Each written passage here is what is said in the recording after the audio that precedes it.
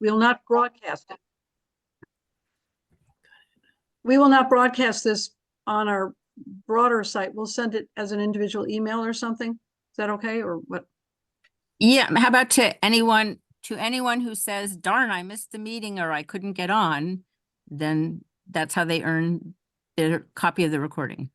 Very good. Thank you.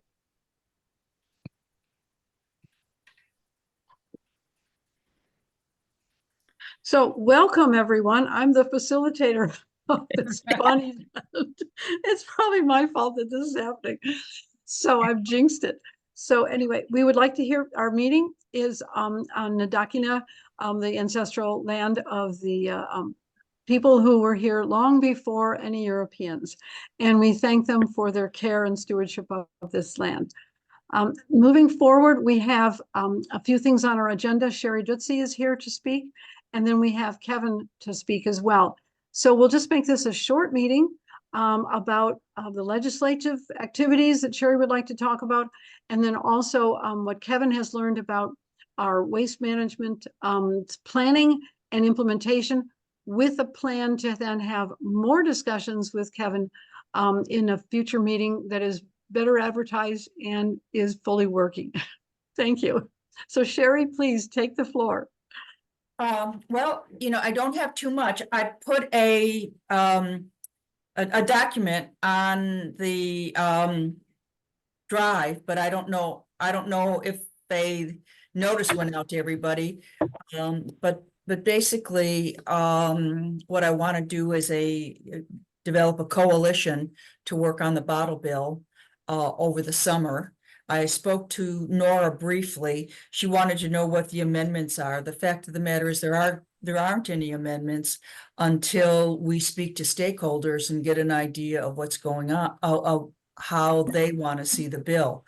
So some ideas are on there in terms of what to call it and how many people to have on it. And I think, probably move forward on it in April, because right now we're still inundated with all of these crazy conspiracy bills. Like the government is sending aerosols up in the atmosphere to control the weather. Well, that's the one we just, and the sheriff's department is going to monitor the program and be responsible for enforcing it. I mean, that's what we voted on last Thursday, and they just keep coming, So I mean, every week we're meeting 3 days. So I think maybe in April we would be able to get that together. At the same time, I spoke to Rob Pinsnow to see if maybe a better location for the coalition would be under the New Hampshire Networks Environment Subcommittee. And so he's going to talk to his people about that to see if that's something that they would want to work on. But obviously, we would want people from this group to also, be involved. So, I mean, I think that's something we have to think about in terms of who would be the best. I was thinking of having about 10 people on in the coalition and who would be the best people, and then maybe the first meeting to strategize on what the stakeholders that we want to invite in to talk to us about how to amend the bill for passage next year, and and hopefully get them on our side at the same time. So I think that's it, other than the fact that our working session on Tuesday, which is going to be very brief, is going to be talking about Lucius's bill, which is the architectural paint recycling bill, 1504. And we spoke to the woman who represents the American Coatings Association about the bill. And as it turns out, their model legislation was introduced to our committee in 2020. And it was voted ITL at that time. I think primarily that was my first term, so I couldn't ask any valid questions. I didn't know what I was doing.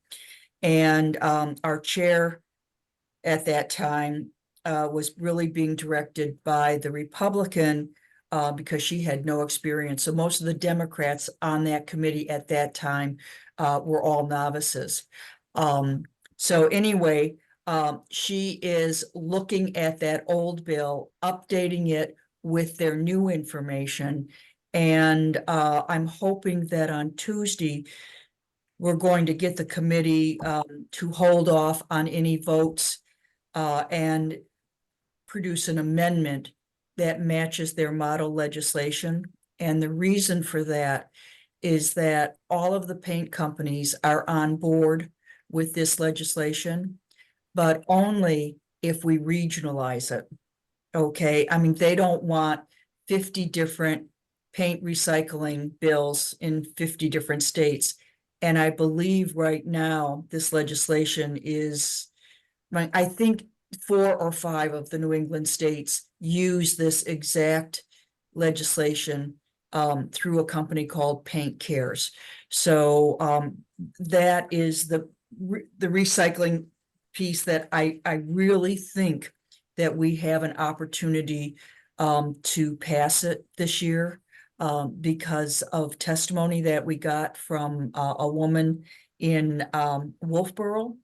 And we actually have some pretty conservative Republicans on our committee that are pushing for this. So that's, I mean, if we could get that, I think that would really be, you know, at least some movement in the recycling area for this year. I have 2 questions for you, Sherry. I'm taking minutes, and so I can have written minutes in addition to people who might want to hear the verbal. So you for the coalition, you mentioned the word Rob somebody, and can you spell that last name, please? Yeah, Pinsino. I think it's Pinnoseault.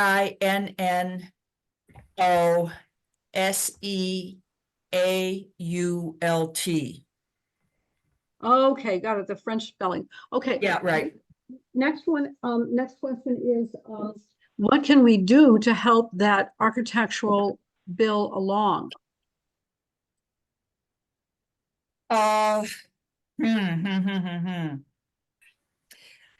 Probably, let me get back to you after Tuesday. Oh, Okay, after Tuesday. Okay. yeah, because we're doing a workshop in a half hour on 5 bills, so there's not going to be a lot of discussion. But you know, the public hearing was last week, so I think, you know, if the amendment is determined to be germane and we can introduce it, then, you know, I think maybe it would just be, I don't know, I don't, I mean, if you have a representative that's on our committee, you would definitely want to email them and encourage them to vote for it. But I think that's probably all you can do at this point, unless, you know, you have, I mean, one of the things about the issue with paint is that, you know, you can't put any liquid in the landfill. So what they have to do is they encourage people to fill it with kitty litter. Okay, and then well, guess what that does to the paint? I mean, it makes it like 3 times as heavy. Okay, and with tipping fees. So that's one of the things that they were talking about. And you know, I mean, if you have a third of a gallon of paint left over, the only other option is, if it's latex, is to air it out. And you know how long it takes to air it out? It's a long, and dry it up. It's a long time. So recycling, and they've got all the facts and figures, makes sense. So, you know, you may want to talk to your transfer stations and see what they think, you know, about this. And is this an issue? And if so, you know, for them to write a letter to Judy Aarons, who's the chair, and just let them tell her that this would really be a good thing. The other thing about it, which is really great, is that there's no charge to the state. Okay, so all DES has to do is review the plan and oversee it periodically, but Paint Cares pays them for their time to do that. And the program is managed by Paint Cares. And the only thing is, they would determine how much we would pay when we buy a gallon of paint. And architectural paint is what we would use for our walls. That's, it's not commercial paint, it's not industrial paint. It's what we would use. That's the term architectural. So, they would determine, and they think it's going to be anywhere between 75 cents a gallon to maybe $1.35 a gallon that we would pay up front. And then, for the disposal. Mhm. Good, there's a couple questions. In order, I think it was Carol Foss and then Susan. Hi, Sherry. I'm just wondering, has there been any talk about a coalition for the EPR bill also? Well, I think, Carol, what we're going to try to do is, Lucius is going to be part of that coalition. Okay, so what we're hoping to do is kind of leverage it so that he'll get some ideas on his bill.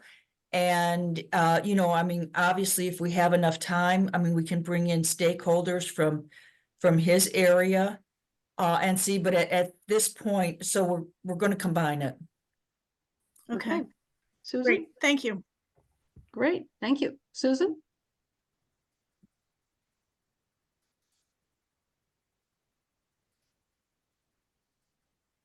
You're on mute, Susan. You're still, yeah, thank you. Okay, these are questions about the bottle bill. My first question is, the environmental group is new.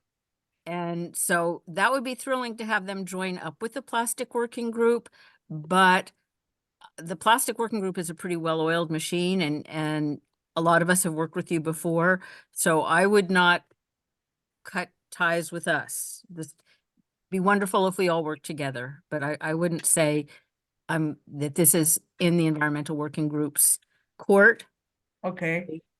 So that's and because they were even at the last meeting saying, like, let's make something else be our focus, but they didn't know that you were possible.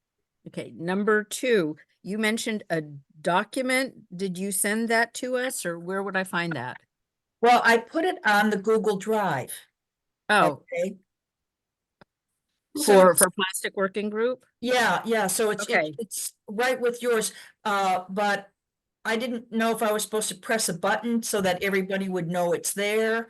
I might have, I obviously did something wrong, but it's there. Could you send it as an attachment in an email that we could download? Sure, yeah, I'll do that. That would be even, I think that would be even easier, and yeah, for at least for me. Yeah, I don't want to be selfish, but okay. Or send it to just any one of us, and that one person can make sure everyone gets it Yep. too. that's a good idea. Other way. Okay. Yes. Okay. Okay, third question. Oh dear. Oh yeah. How is your reception comparing to last year? So last summer was a study group. What is different this year? What in terms of what bills, Susan? The bottle bill. We didn't have, I couldn't get a study group together with it last year. So we were informal when we were working on it. Yeah. and Unofficial, okay. The whole idea was to try to get the bill drafted in April so we could do all this work. I just found out. So this is how crazy it is, and I've complained to our leadership. They have to do something about it. And the Office of Legislative Services is basically imploding because of the workload. But apparently it is a House rule, which can be changed by the Rules Committee, but it's a House rule that the Office of Legislative Services cannot begin drafting bills for the next year until September or October. So like my bill, it came out, like the 3rd week of November, something like that. Then you have the Christmas holidays, and then they deem it an early bill because it has a financial impact. So you can't, there's no way that you can get stakeholders involved because they don't want to work on it until they see the bill, you know? And if we could have gotten it done in April, we could have used the summer to not only get feedback, but also, to know who, to work with people and to bring them over to our side. So, I think they're going to look at it because this year, Office of Legislative Services has almost imploded twice. And they can't, I had a 6-line amendment to a bill, okay, that was supposed to be heard at 10 o'clock in the morning. They didn't start working on the amendment until 20 of 10. And I went in there Mm. and I didn't get the amendment until 10 after 10, rushed down to the meeting room, and they left off a 2-sentence paragraph that talked about, it was the only thing in the original bill that was valid, and they left that off of the amendment. Mm. And I'm not the only one. I mean, Okay. it was a 10-sentence bill. The whole thing, Okay. everything. Okay. It Well, was on a 10-line bill, and I'm on my 4th draft right now. on a happier note, though, the fact that Bottle Bill is not yet ITL'd, is that something we can be happy about? I don't think it really matters, Susan. I mean, Oh, okay. it's gonna go to interim study. Okay, I have no illusion that it'll be interim studied, but if I'm wrong, then we can always bring all this information that we have to them. And it really doesn't matter because I think it's gonna be highly amended. So to me, it doesn't matter. Yeah, it's gonna come back next year as a different bill, a different bill number anyway. Okay. Yeah. Okay. But so But let us know. You're let us right. The fact that it wasn't ITL probably has better optics. Okay. And so we're here when you're ready to have meetings and Okay. we'll share the document, and that's great. Thanks. Okay, and Ugh. Rob Pinsnow was very careful to say to me, Sherry, discuss this, with the plastic working group, because I don't want to step on anybody's toes. And that's why I especially wanted to be here tonight. So I'll let him know that we feel, because of all the work that we've done, it would be best to keep it in this subcommittee. And then Or do it jointly. Let's Mm. we don't need turf wars. No, and I don't think it's going to be that, but I'll talk to Rob next week. They were looking at maybe a cyanobacteria, Yeah, yeah. for their first thing. I thought we'd pass something this week. I thought we passed something in the House 2 Thursdays ago, but I could be wrong. I There have was to look at it. no, there was a bill. I don't know the outcome of it.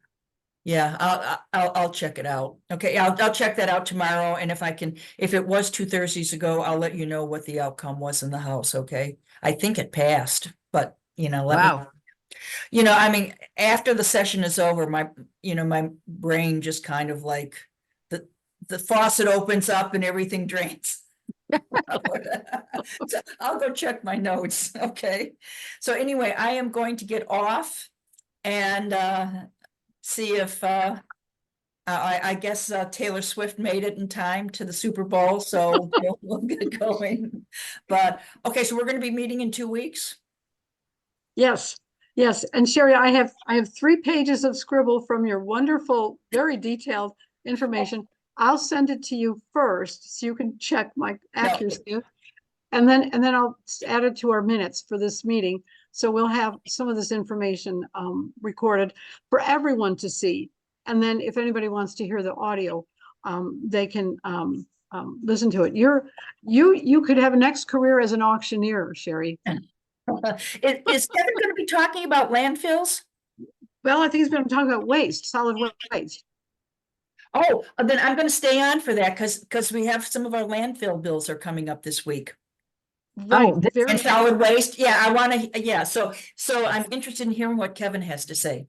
okay, quick intrusion. Cyanobacteria was on January 31st. I'm going to see where it is now. And yes, landfills is the theme of the week. So in the interest of Thank you, Susan. In the interest of time, I know, Kevin, we're throwing you into the deep end of the pool here. But I'm guessing you're a pretty good swimmer.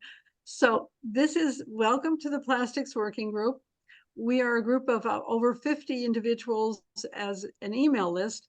And tonight is an unusually small assortment of us because we had a snafu with the Zoom links. So we're probably missing some folks. We are working as we have been for 2 years through this group, but many of us have had many years of working through a lot of different NGOs on legislation, on reviewing plans like you've reviewed on the solid waste committee plans. And so we've worked in private, public, volunteer positions. Some of us are on solid waste committees in our towns, and we're all very interested in what you've learned.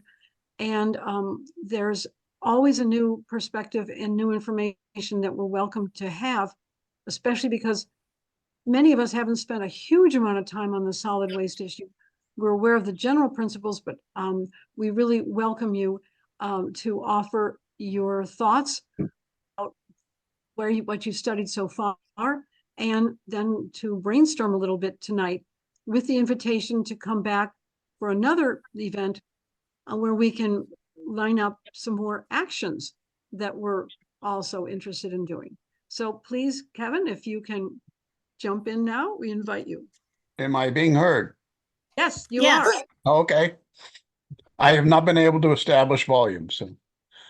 Okay, basically, I retired about 5 years ago. I picked up the idea of waste management. Plastics has always been a pet peeve.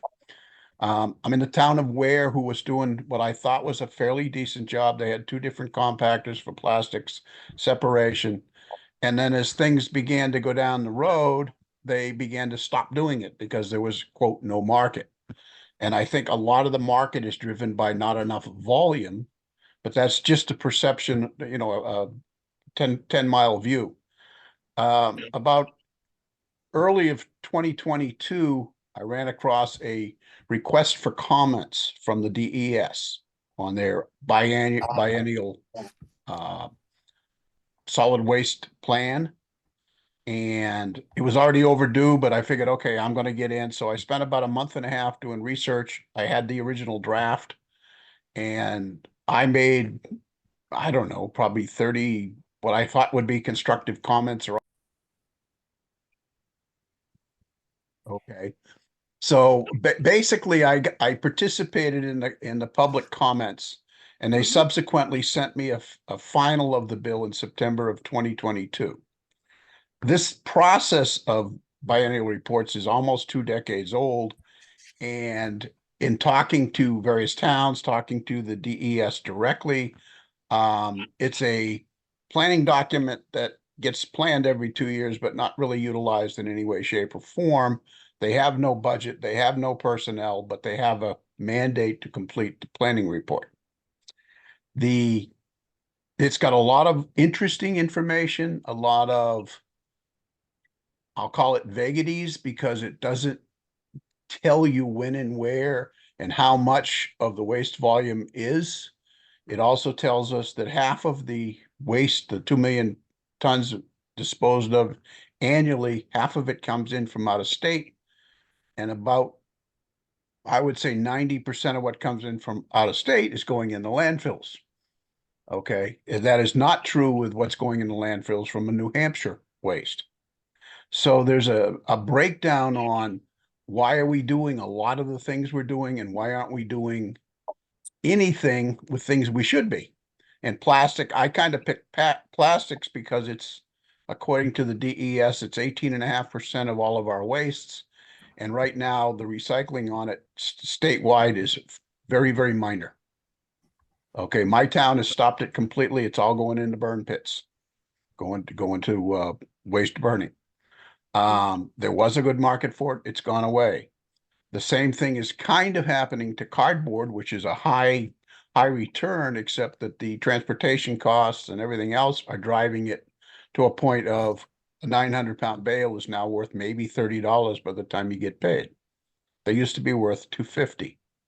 So the incentives or the ability to derive a revenue stream is just dropping off right across the board, and everything else is going up around it. So I'm looking at, this is government sector because it's towns and it's state. The state has no ability to provide impetus to organize it or bring it together.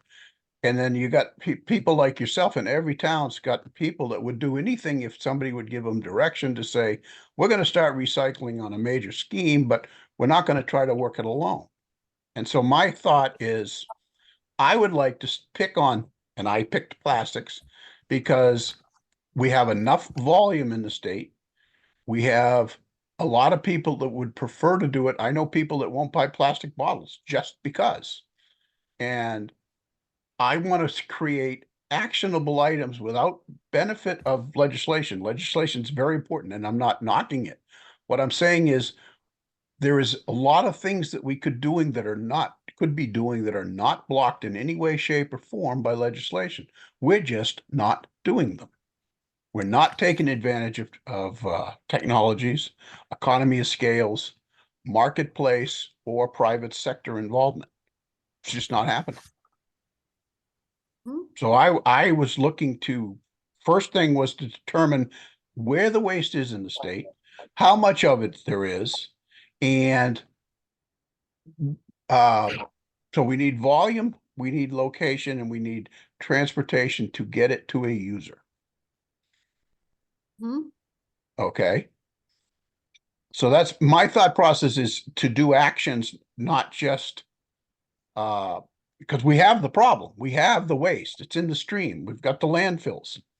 If we could stop putting 60 or 70% of our waste into landfills, we would need landfills. Okay, so what I'd like to do is, or my goal is to tackle the immediate problem in actionable items. Get 50 towns together and say, here's a train load of cardboard, and get a buyer that wants it all.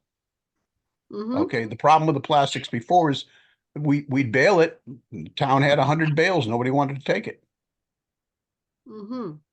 So we need to discover who and where the users are for the product. There are lots of recycling. The other thing I discovered or got told, and I'll say this carefully because it's a rumor. The towns only create 30 or 40% of the waste in the state. The rest of it comes from private sector and every place else, commercial, industrial, and otherwise. So a lot of what we're seeing in the stream that we're talking about isn't going through these locations. So there's a lot more going on. And again, so the 2 million tons that we're talking about the towns, as I do the math, looking at automobiles and tires and other things they don't even discuss, I'm guessing it's close to double. So we're not addressing the problem. We're trying to shut it off, but we're still not getting rid of it. And we need to find a way to, for better term, use it up, make it into a viable product.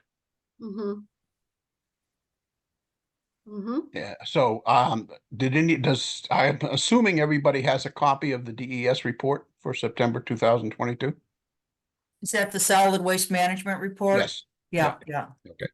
So like I said, I went to try to go and prove some of the facts within it, and there's a lot of questionable arithmetic for one thing, and there's no delineation of where it is. Okay. They talk about 75 or 80 locations, but we have 240 towns. Okay. And a lot of those towns don't do any kind of collection. They got enterprises, Casellas and waste managements and stuff that pick a lot of it up. So that is not being accounted for or disseminated or brought together in the same manner that we're trying to address with a lot of the towns. Okay. We also have no single stream separation. But we have a lot of communities that would be quite willing to create a cleaner recyclable groupings. Okay, we would do better plastics, but we got to have an outlet for it. We have no outlets. Kevin, have you spoken to Reagan Bissonette at Northeast Resource Recovery? I have not. I mean, because that's exactly what her group does, is work with cities and towns to find outlets for all of these, for products that can be recycled, you know. But again, economy of used for- scale has to play into that. One Yeah. town, nobody wants to deal with one town. It's not viable. It's not enough matter. No, but I think Northeast Resource has, you know, for example, with tires.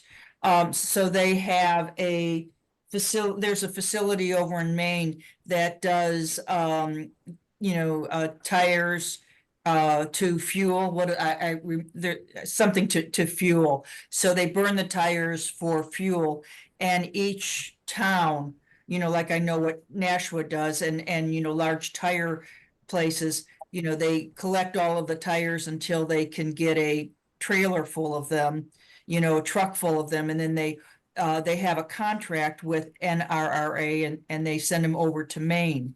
And I think, you know, they do other things like that for other, they're not, Yeah. they don't basically get recycled, but. you Yeah, know, they but see, get- I'm looking at what do other people do with tires? And one of the best uses, and it's mandated by federal law, is we will put so much tire into our asphalt mixes. There's 7 states in the country adhering to the law, and it's 12 years old. We do nothing. It makes a much better paving. Okay, it's a little bit more expensive and it takes higher heat to make the asphalt, but it's a phenomenal use of a product. And this is the kind of thing, these technologies out there that are absolutely being laying fallow. And that's the tip of the iceberg. Mhm. Okay, great. Thank So you. if somebody can send me that contact, I'll be glad to contact her. But I'm working on trying to find actionable items that will take it right out of the stream now, because we have too much of it. Okay, my goal was in 10 years is to go mine the landfills and recycle that matter. I mean, if you read science fiction, that's what they do, but that's the idealist's goal, and that's never going to happen. But we could stop making them. And you know that we have, so on Wednesday, we have a public hearing on a number of landfill bills, but one of them is relative to out-of-state solid waste. So, you really, I mean, if you're interested in this, Kevin, you may want to come to the hearings. We have one at 10, 10:45, 1 and 2 PM on 4 different solid waste bills. Can you tell them the committee that, Yeah, the committee is Environment and Agriculture. And it meets in the Legislative Office Building, 301 to 303, room number. So these are in person, in other words, not virtual. No, well, you can look up the bills, and you can go online and register whether you support it or oppose it, and why. So you can do that. It's live streamed, but it's not interactive. So you can come to the public hearing in person and you can testify, or you can watch it on live stream.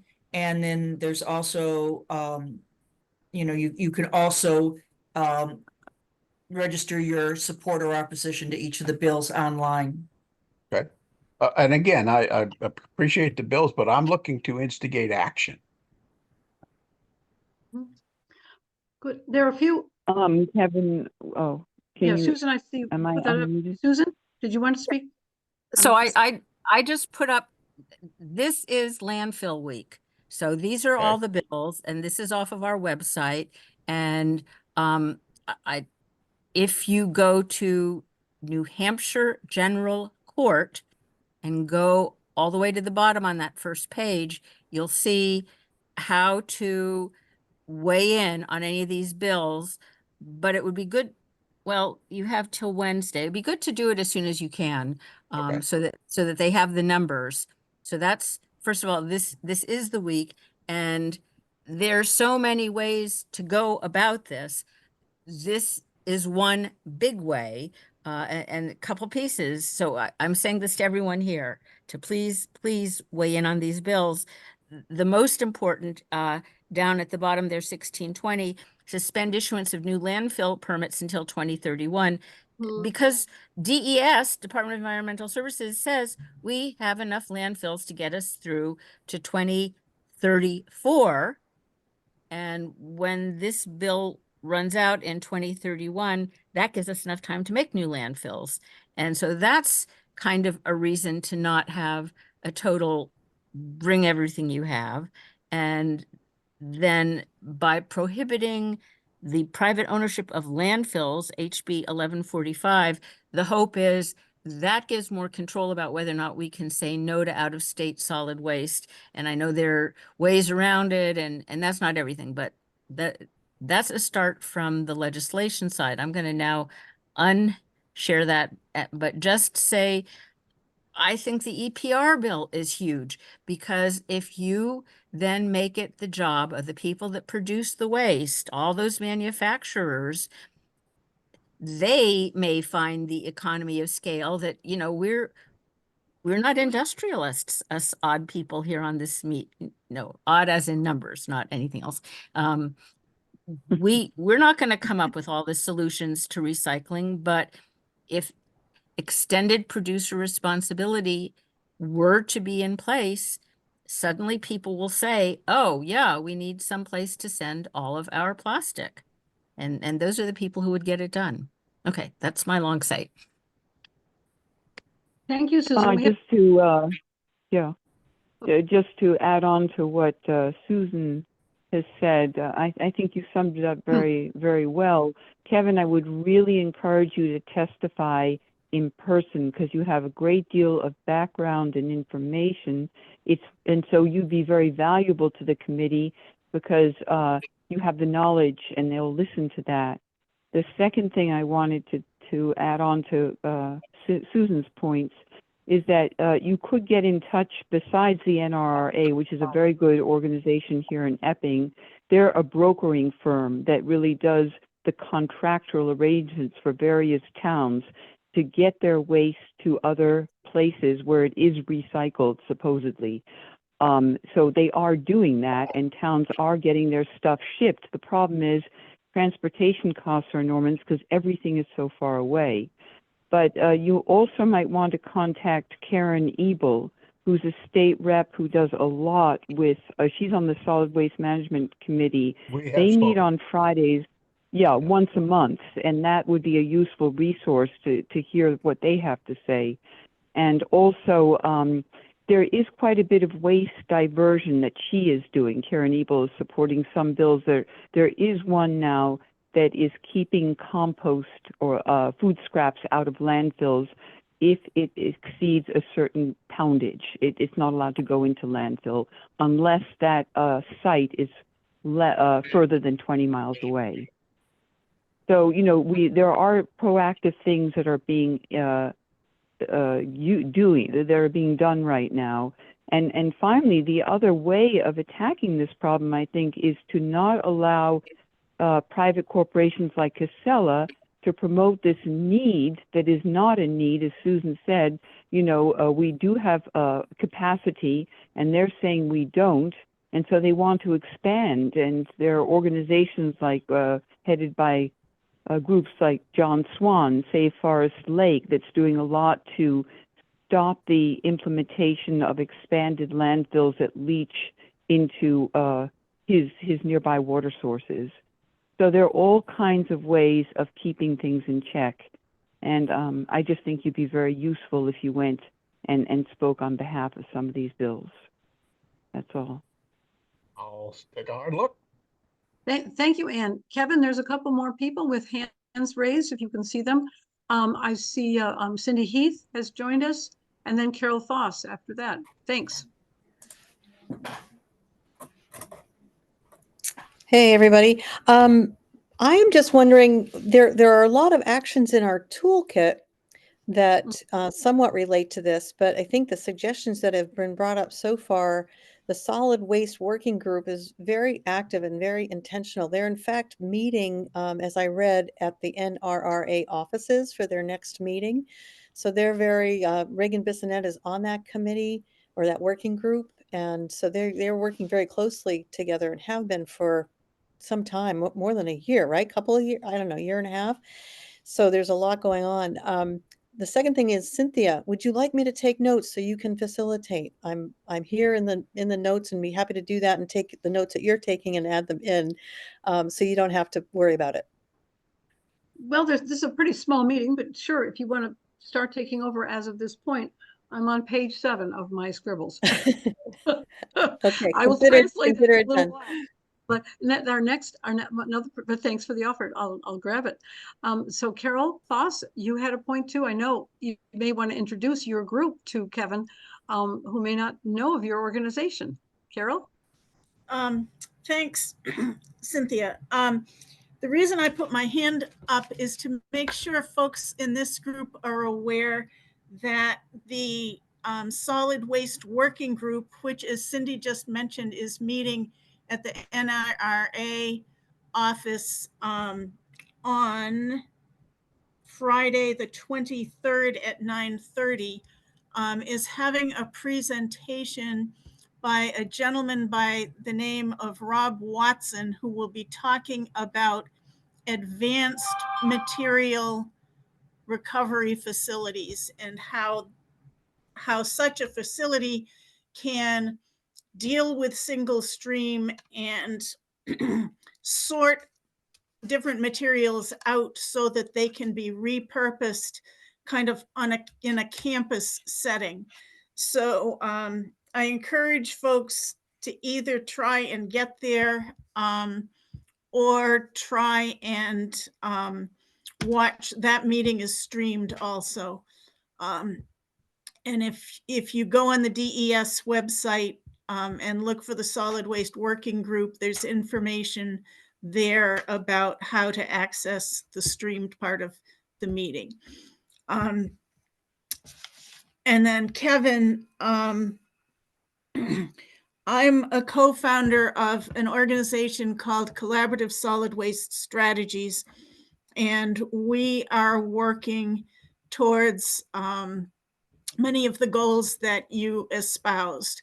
There are shorter term things that can be done, and then there's kind of really addressing this problem is definitely a long game with many different components. But I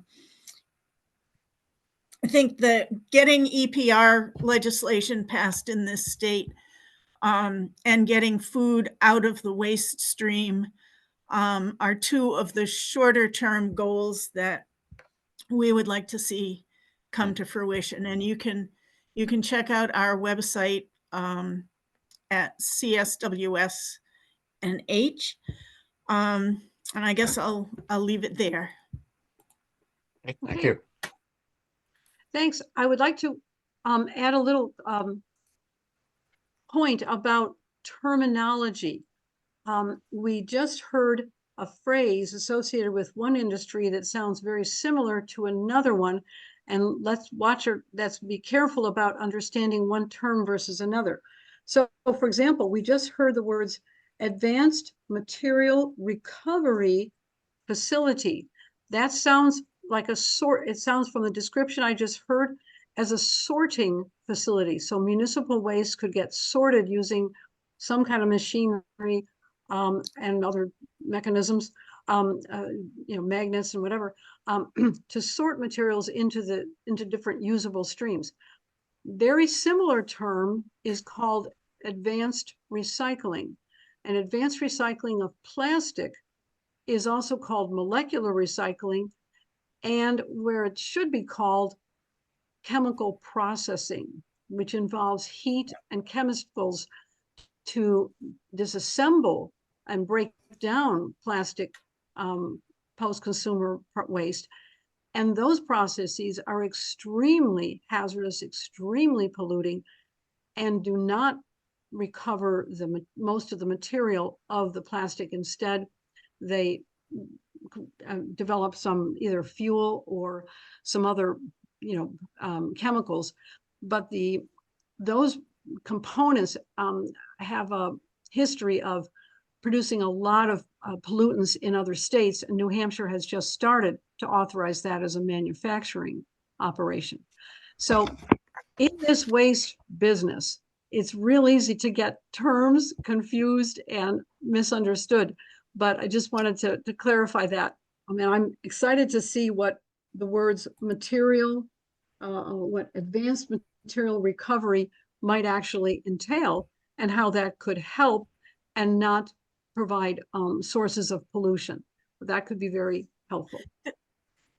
Yeah, another thing I'd just like to say to Kevin, and he may already be aware of this, but neighboring states are way ahead of New Hampshire in terms of solid waste management. And as with many other things, we are kind of way behind the times. So I would also encourage you to look at what Vermont and Maine are doing with respect to recycling. And I've done that. I did Massachusetts as well on the single stream. Yeah, good, great. Yeah, we don't have any of that. Yeah. Right. We send stuff to it, but we don't avail ourselves local. Right. Great. Well, so Kevin, thank you for taking this deep dive into waste. And there actually is an organization called Waste Dive, isn't it? Or something like that. There's it's an e-newsletter called Waste Dive. Yes. Yeah, yeah. So there's interest. But Kevin, thanks for your interest in this and for dedicating this effort into it. And I really hope you can be in touch with these folks and you can stay in touch with our group and the other groups that we've mentioned to you. Is there anything else you'd like to tell us about what you would like to do next? Well, I think the number one thing, and I was trying to find some grant money for it, is to actually do a comprehensive inventory. Okay, that is, yeah. Existing and ongoing to a statewide basis, so we know where it is. Well, Kevin, I have to tell you, I heard on NPR that I believe the state has already gained a contract through the infrastructure and or the Inflation Reduction Act money, $350,000. I heard this on the news, so I could be wrong, that a contract for $350,000 has been granted to a Florida company, don't ask me why, by our executive council for doing exactly that inventory. So maybe NPR and NHPR, the radio station, would have it on their website still, or the executive council's voting history might have a record of what that contract was for, but it sounds like it might be doing just what you suggested. I'll take a look at that one because when I talked to DES, their methodologies were quaint. I'll leave it at that. Yeah, so this was just in the news maybe last week, a couple days ago. Okay, I'd be thank you. curious if Cindy Warmington has anything to say about why a Florida company was chosen and what faith she has in the process. Sure, I don't know what, again, remember, this is my memory of a news story. So before we ask her, I'd like to look up their record and see that it actually happened. It could be, I dreamed it. I think I had the same dream. Okay, good. So is there any more thoughts or points?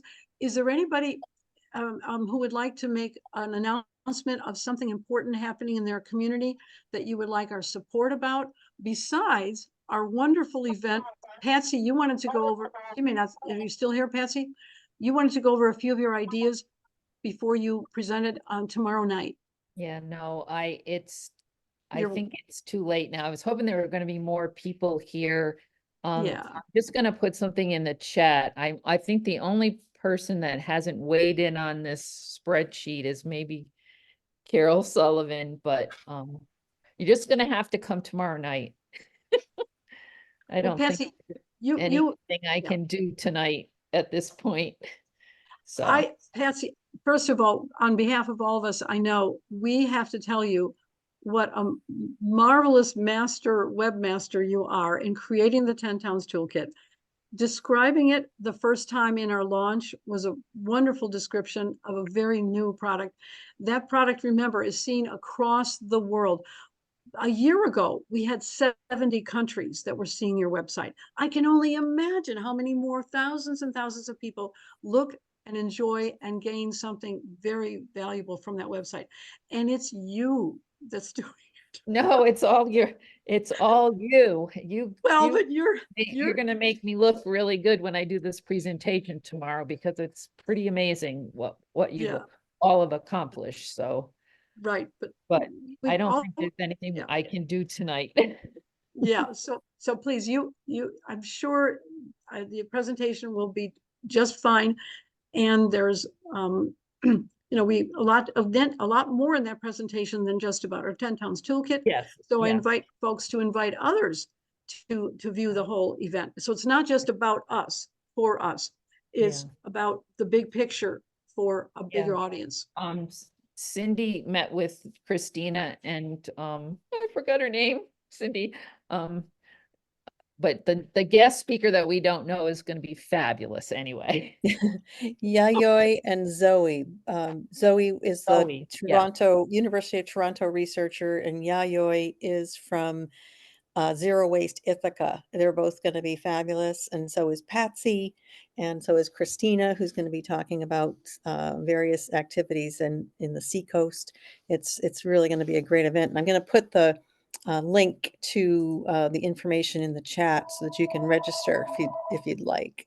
And I see Carol Sullivan, you had your hand up. Yes, I did put some things in the spreadsheet. However, apparently I don't know how to send it over to everybody else. So let me try it again. But basically, it's what we've done in previous years. And I will take a look at one more look, although it might be too late at this point. One more look at what other people have added at the end. And maybe there's something that works that is true for Center Harbor as well. So I'll get on that right after this meeting and send it. And you should be able to just go right in here and just add whatever you need to. I know Jean's done it. Everybody else did it. So you don't Okay, have to download it. Just go right to that link that I just put in the chat. okay. I'm a newbie and I was did it. able to figure it out. Unless I did the wrong, it seemed like I think I did the wrong link. Where is it? Did I do it right? Well, we'll with Carol and Patsy, we'll sort that out. But you know, Yeah, I'm sure this is going to be the case. Our groups are always working, and it's possible that Patsy won't be able to include everything in tomorrow night's event for one reason or another. But this is a general representation of our progress. Yeah. Good. Well, it's after 7 o'clock. It's well after. And thank you all for signing on late and because of the snafu with the Zoom links. But I'm so glad that you guys are hanging in there. So great evening. And any last minute anythings? All right. Again, Can I thank you just all. really briefly say something? Okay, Sure. so I'm in Westmoreland, just joined the recycling committee, and now I'm realizing that all the issues that we're looking at, everybody else is dealing with, particularly when I'm hearing from Kevin, it's like, oh, okay, I'm not the only one who's sort of overwhelmed by, there's so much there to figure out. So this is kind of helpful in seeing, okay, it's not just us. It's not just Westmoreland that doesn't know what we're doing. Thanks, Jean. Thank you. Thank you, Jean. That's a really excellent point. Right. Is there anyone else with a hand up? Yeah, just Cynthia, Cindy? we usually, I don't know if you had scheduled only to go till 7, but we usually meet until 7:30. So we have time to hear from individuals if that is what everybody would like. Okay, we have some time for that. Would anybody, I see Susan Moore is here and a couple of people haven't had a chance to speak.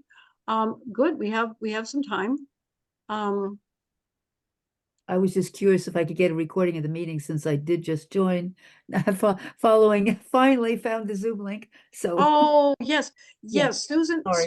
Richmond will send a link of the recording, and I've got notes that I will try to add to the meeting notes for this. But if you want to hear the audio, of Cheryl Ditsy's review of legislative status of things and her plans.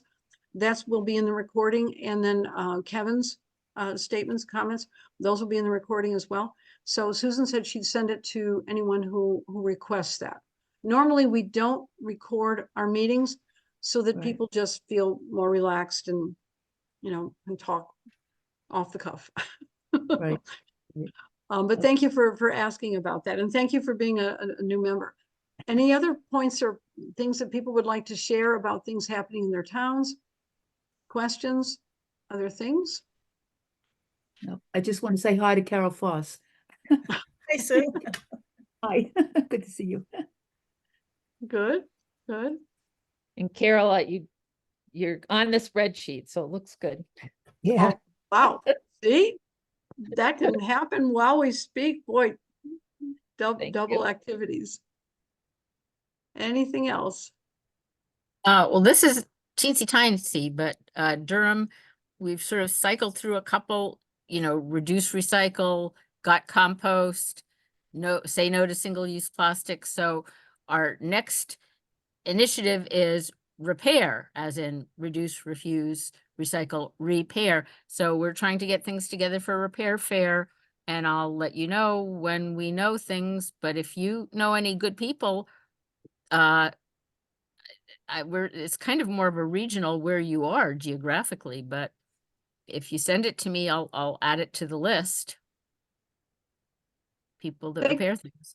Thank you, Susan. In fact, when I gave a talk to the Unitarian Universalist Church Action Group, which is on environmental action focus this year. And they are planning, this is about 14 or more churches all across the state of New Hampshire. They are hoping to have a list developed of repair and,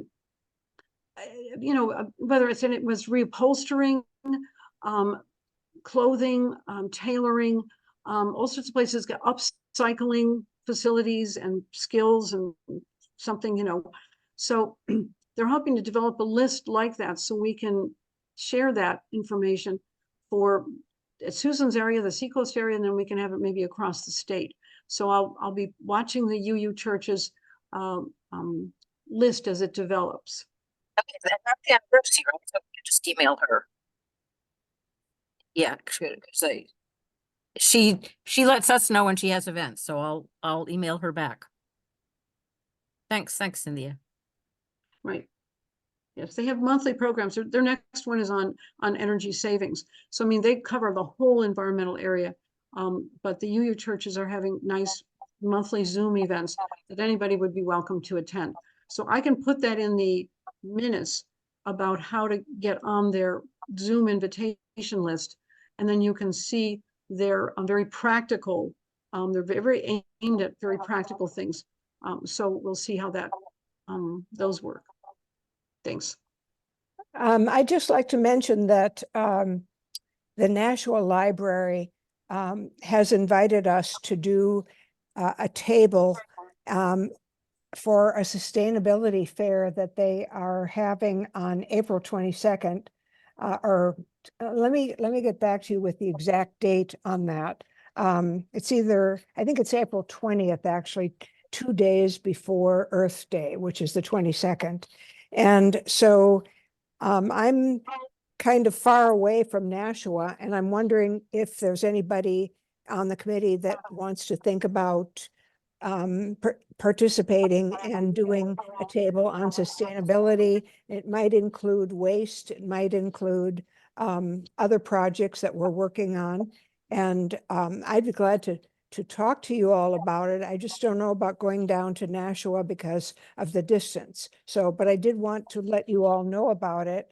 I thought possibly the new environment working group might also participate in that. It's just a 1-day thing, and I think it's only a couple hours. But so therefore it should be, whoever participates hopefully will be close to Nashua, and it won't be a huge trip for them.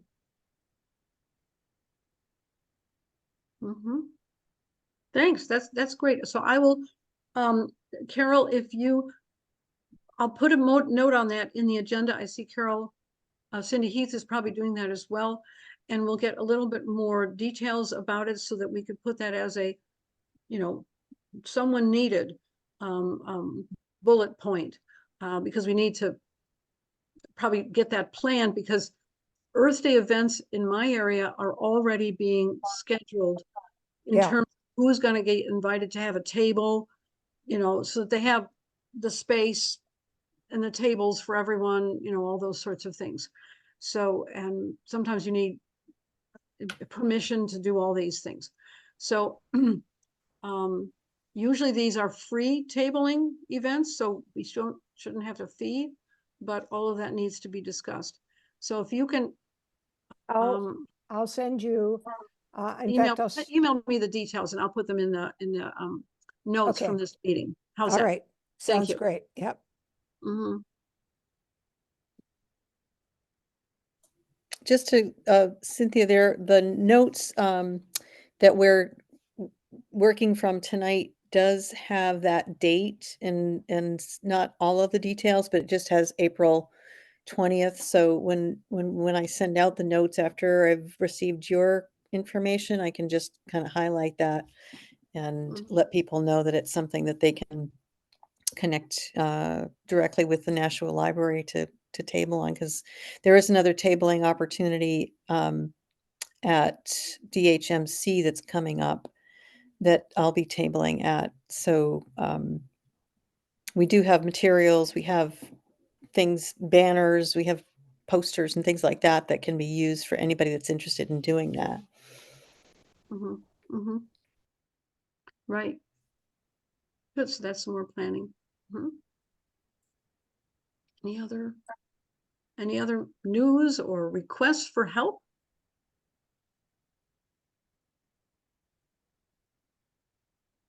All right, going Re- once. I'll say one thing, and some of you already know, Cynthia, you certainly know about this, and a few others know about it, about the project in Ashland, Mhm. about the waste to energy project that Ashland wanted to pass a warrant article on at their town meeting.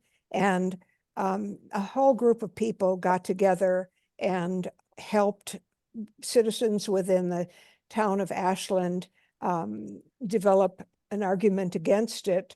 The thing is that the waste to energy incinerator was going to be very close to the Pemigewasset River, which feeds into the Merrimack River. And so it was kind of a scary thing. The company that they wanted to hire to build this plant has never done a plant like this before. And so there were a lot of unknowns. The town of Ashland was going to try to go by EPA standards in terms of how to make sure that the wasn't going to be that the incinerator was not going to be giving off all kinds of poisonous gas in the air, and whether any would be exposed to the river. And also the trucks going in and out carrying ash was kind of a scary thing too. I heard about it through the Squam Lake Association, of which I'm a member. And so I ended up getting some people involved, including Peggy Longley, who's on the plastics committee working group, and also Sandra Jones from Paray, and Cynthia. And I also let Susan and Cindy know about it, as well as Cynthia Walters. And so anyway, it was kind of a nice concerted effort on the part of everybody to try to gather as much information as possible and to make sure that the town of Ashland had enough information to decide how to do this. And they ended up, when the warrant article was presented, instead it was changed from 135 million to $1. So it doesn't look like this is going to happen anytime soon, but I have more information on it, which I can share with everybody in case anybody is interested. Because it's a waste item, I thought maybe it should be talked about tonight. So that's it. So I'm so glad, Carol, that you pointed that out. And I think it's a good example of how these hazardous industries are coming to New Hampshire towns, especially small towns, small zoning boards, small volunteer citizens who are often serving in these capacities, who don't have the time, energy, or sometimes the background to evaluate the hazards that are associated with them. And interestingly enough, there are ways to address some of these hazardous industries and have them more carefully reviewed if towns take a little more time with their zoning ordinances and some of their other established procedures. But they're coming fast and furious to New Hampshire. And so we have to try to get to our town leaders to be more prepared. But this was a case in which we barely made it. Right.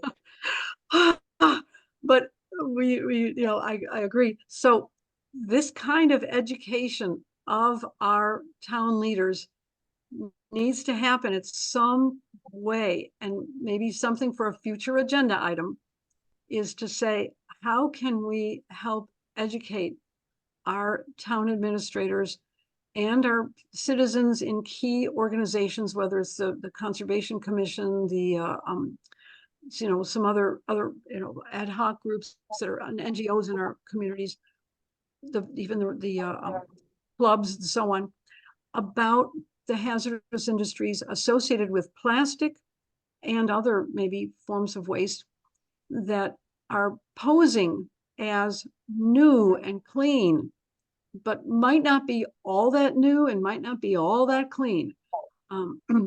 Thanks. So for a future agenda item, I think this would be a good thing. Any other future agenda items that we'd like to quickly mention?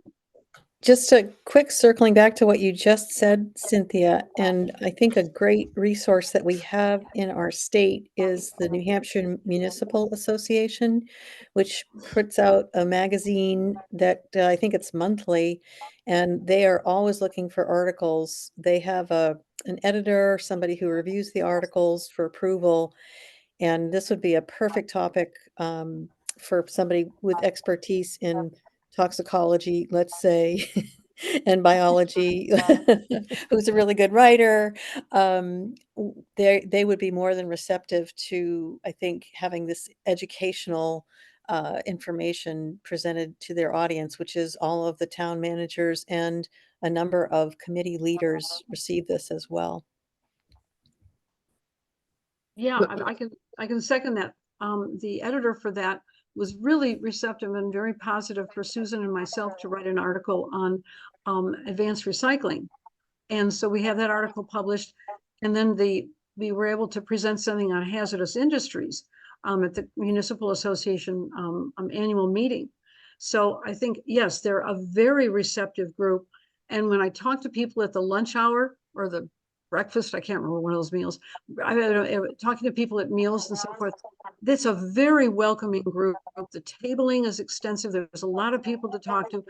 So I agree, more people can get more involved in this very available, publishing an article, presenting at the annual meeting.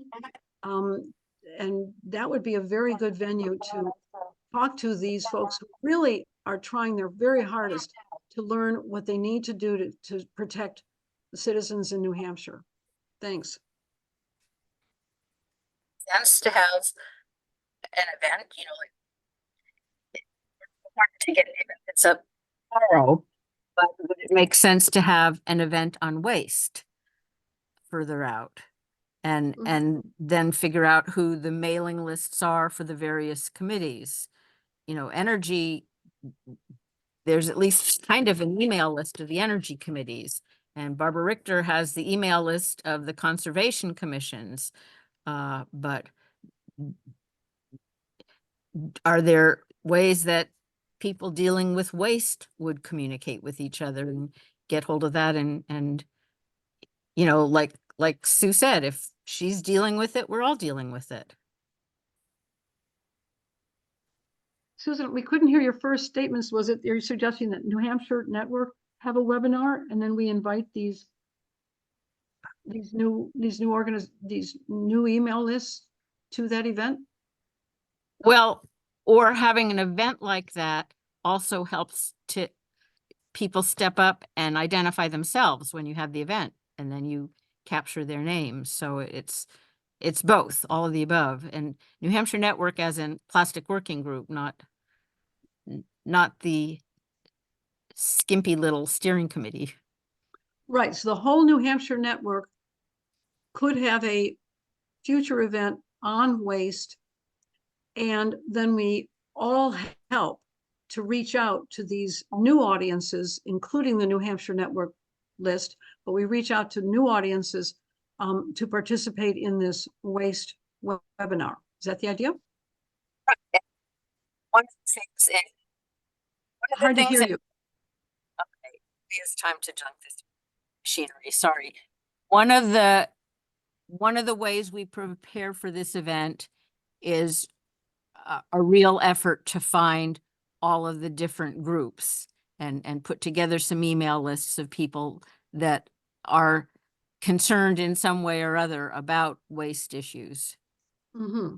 Food scraps, methane, environment,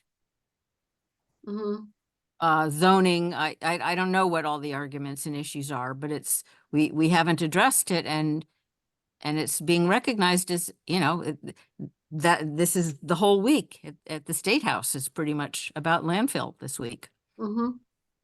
Right. Good, that's our agenda. We've got an agenda item now. Very good. For us and for the broader network. Any other points, any other ideas? Cynthia, I'll just share Christina Dubin from Beyond Plastics and New Hampshire Surf Rider and the Seacoast Area Network could not make it tonight, but I put into the notes, which there's a link in the chat, that she wanted to share for her Beyond Plastics National Update that there is an announcement coming for a collective action during Earth Month, which is April, with a focus on vinyl chloride. And Beyond Plastics will be promoting and supporting screening parties of Blue Vinyl, which is a film or some other documentary focusing on Michael Regan and the EPA urging a full ban on vinyl chloride.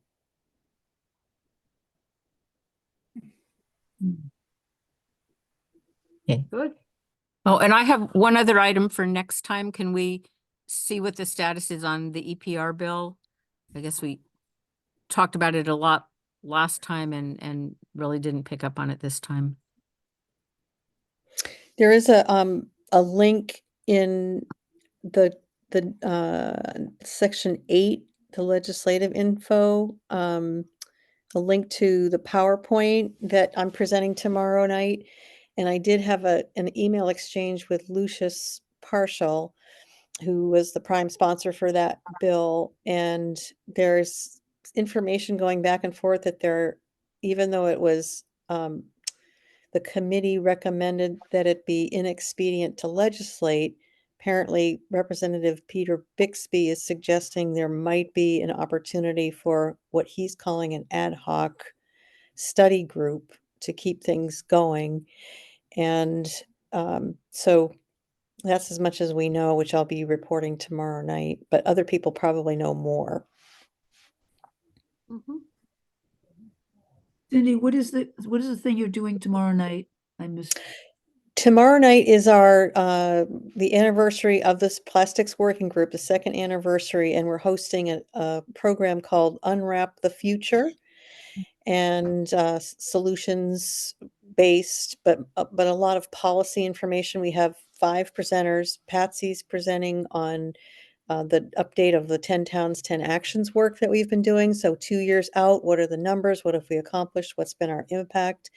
We have a speaker from Zero Waste Ithaca who has been very, very active in recruiting over 100 businesses to transition to zero waste practices or begin to. Then we have a researcher from the University of Toronto who is going to talk about her work in analyzing hundreds and hundreds of policies from around the world that are focused on plastic waste reduction, bans of bags and of polystyrene and that of that sort. And then her supplemental research of how effective those policies really are. So there's both an inventory of the policies and then an effectiveness analysis, which will be very interesting. And then Christina Dubin from Beyond Plastics is going to be talking about local work in the Seacoast. There are, I think they have 2 restaurants that are already engaged in like Skip the Stuff activities, which is a campaign of New Hampshire Surfrider to invite restaurants to voluntarily not automatically give out plasticware, straws, stirs, that kind of thing. And there's companion legislation that's inspired by that campaign that's, went through committee hearings and was deemed to interim study, which means it's probably not going to be enacted this year, but not totally killed. And so more work has to be done on that. But this event, you can register. The notes have registration information.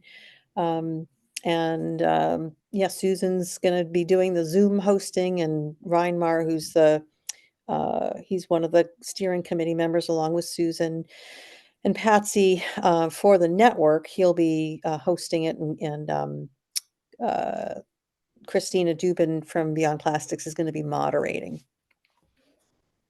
Okay, thank you. Yeah, so you can go to the New Hampshire Network website and you'll see that listed as one of the events. And I can also put it into the chat again here. If you can read the chat, it'll have that information. Okay. So is it our 3rd anniversary, Susan's asking? No, I'm gonna put you the link that proves that it was not. We did this in 2022. It's having existed, it's being so mature, it's so ripened. I mean, we started working on it in 2021, but it was February 2022. So That we 2 launched the toolkit. Yeah. Okay. And I'm gonna But go we use. feel like we've been working at it forever. We're so mature. And wise. So, and any more announcements, ideas, questions? Thank you for facilitating, Cynthia. Okay, thanks for joining in and picking up the notes. I'll start my notes and we'll keep going. And remember, to any of you folks who might know somebody who missed the meeting tonight because of our various snafus or other reasons, we can always add their information about something happening in their town to the notes from this meeting, and let us know just all the things that are happening. I put a few things already that I didn't take the time today to announce, but we're just moving along. So please look always at that list and feel free to add something to the minutes from this meeting, especially about your town and activities there. Thanks. Great. Thank you.